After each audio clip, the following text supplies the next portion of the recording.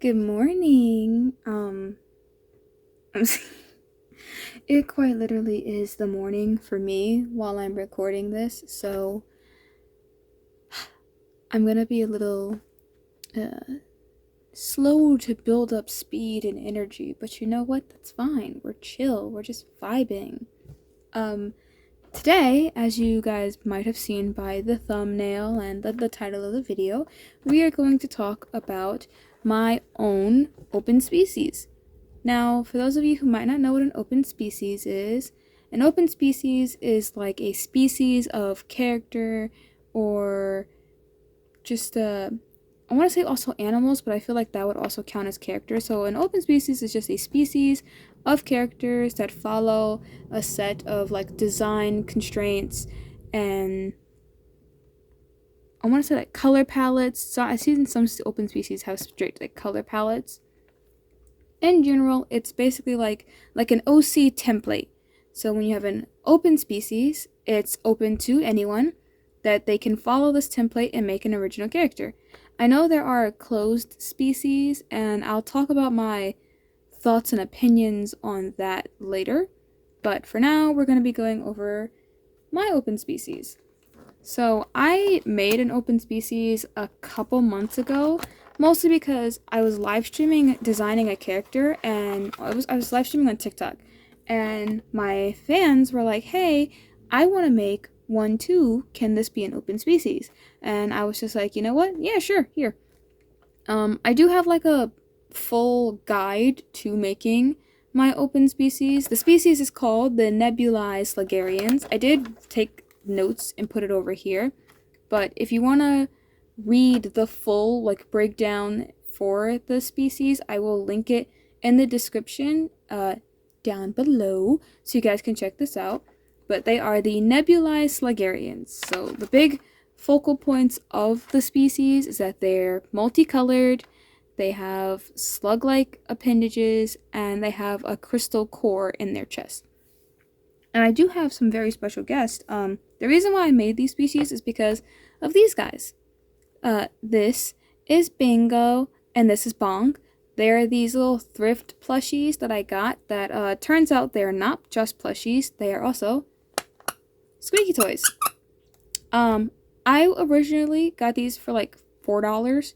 I did not want to buy both of them. I originally, when I saw it, I was only going to buy this one right here, Bong. But when I held them up close together, you see that? Their paws are magnetic. They hold hands. And, you know, it would have been criminal of me to buy one of them and not the other. And I'm not heartless, you know. I'm not going to separate them. So they live in my bookcase now. They are these little squeaky toys that I have just obtained. I'm probably going to, like, hold on to them for, like, ever.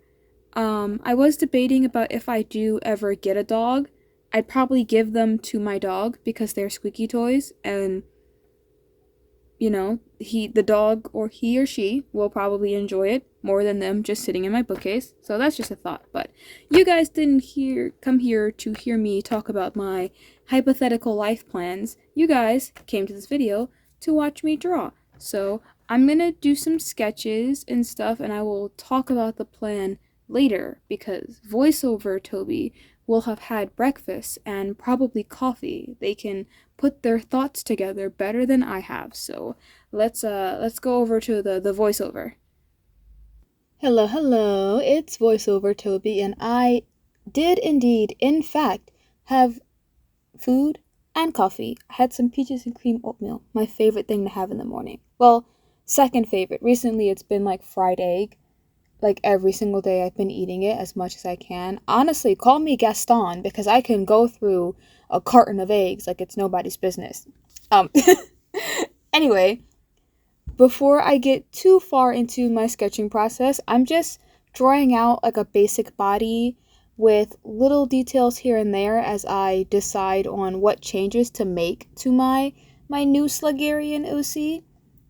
I learned that some slugs have like lumps on them, and so I wanted them to have like a lump that kind of encases their crystal, but after drawing it, it kind of gives me Gardevoir vibes from Pokemon, but I like that.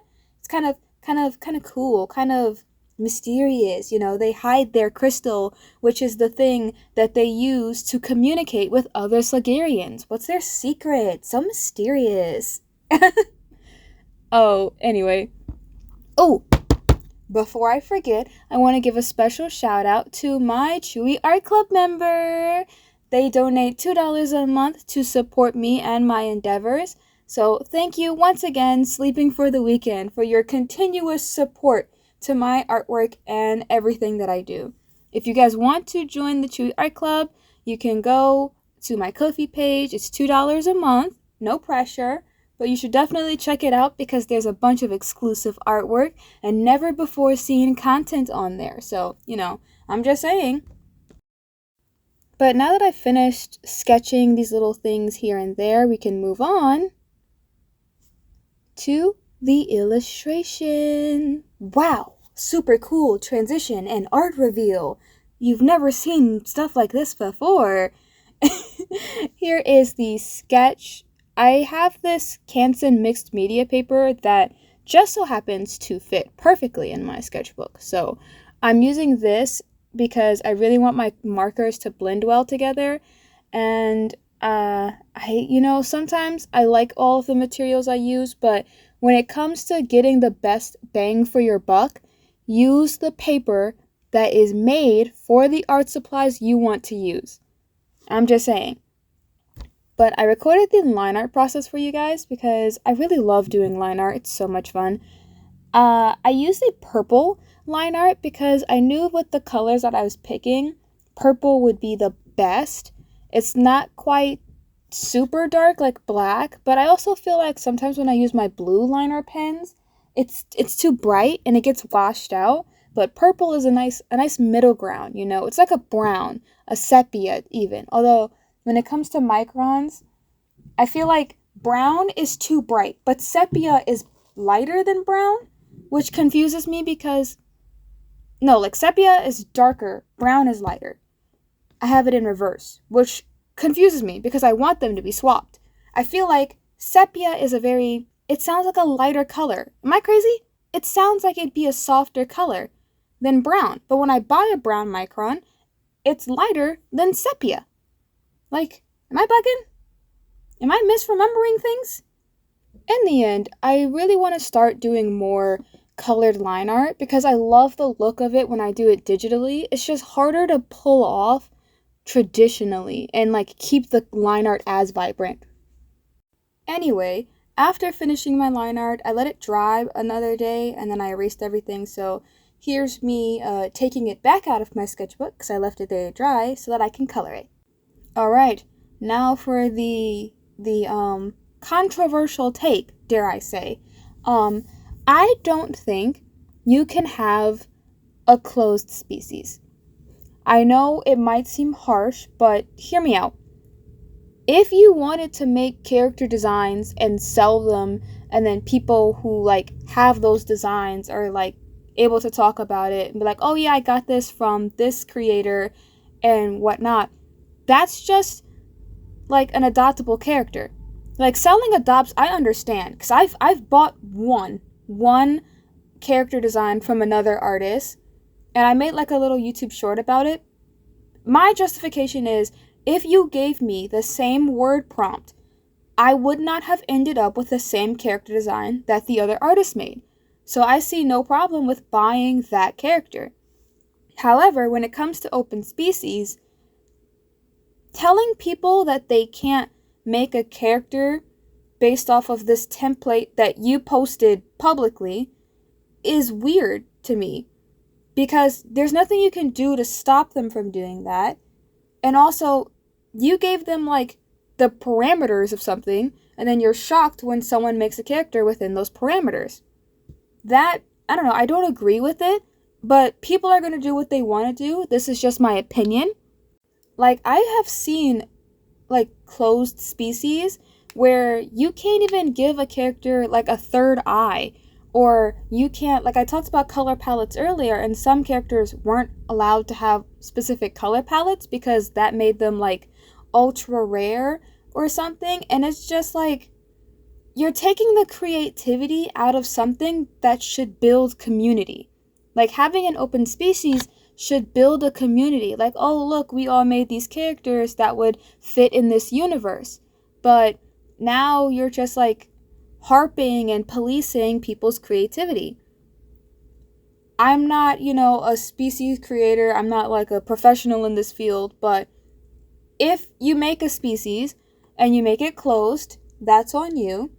But if you lash out on people or like talk down or like remove their permission, I say with quotation marks, of their characters because they did a certain color or they added an attribute that you feel like is super ultra rare and they didn't pay to have the perks and permission for it, that's just stupid, honestly.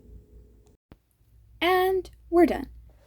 Here they are. I decided, I don't know if I've mentioned this in the voiceover, I might have, but this is Xena. I've been calling her a Maximus Sluggarian because when I was doing research about what the thing on her neck might be called, as you guys I can see here, I leave little notes and stuff when designing characters. Turns out slugs have like little lumps around their neck, and it's called a cowl. I did not know that, so I learned something new. And the larger slugs are called, I'm gonna mess this up, Laxarius maximus, which just means big slug. Basically, I'll put like it on screen, the word, so you guys can try pronouncing it at home. A little fun activity. I did put a sheet of paper here just for the video, because there's a bunch of writing back here, and I think that it's hard to focus when that's, visible, so this is just there. I really do like the little cutout that I made of them that I could flip around. I did put a piece of paper, I glued it to the back just to give it a nice finish and everything, and it might have looked crazy during the coloring process, but I was picking colors that match these little rainbow rings that are here. These are meant to be like these things, just with rainbow colors. So I just thought if I matched the illustration to this side of the page, it would all look cohesive. And honestly, it does. I love the color combination I came up with. Sorry.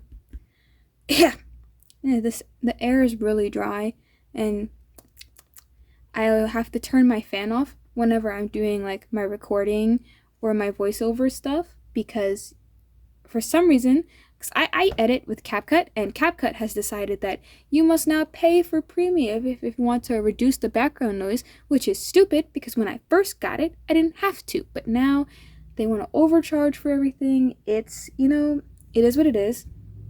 But I haven't found another video editing app that I like that's easy for me to use, so I will just have to deal with being unbearably warm whenever I want to do my recordings. It's fine. It's okay. I'll manage. But I am happy that I was able to share this little art process and illustration process with you guys. So let me know if you want to see more of my Sluggarian species, or you can make your own. I do enjoy seeing people make their own Sluggarians because I made it an open species for everyone to enjoy, and I wanna see people participate because it makes me happy.